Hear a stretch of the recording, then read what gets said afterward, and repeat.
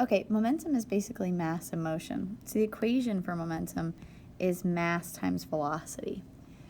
The units, therefore, are, if you think of mass, remember, is measured in kilograms, and velocity is measured in meters per second. Well, the units for momentum are literally kilograms times meters per second.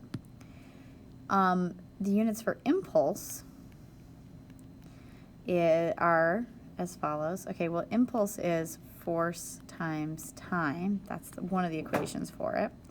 So we would say force is measured in newtons.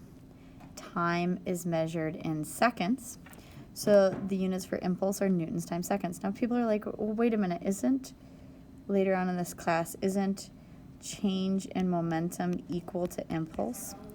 Absolutely. So what we have going on here is basically these two are actually going to come out to be the same unit. And if you have questions about that, we can talk about that in class. I'm going to keep it short for the people watching the video. And actually, we already addressed the next question, which is the change in momentum is equal to impulse. That's a pretty key idea. And the last question here is momentum is a blank, which means the direction matters. Momentum is a vector, which means the direction matters.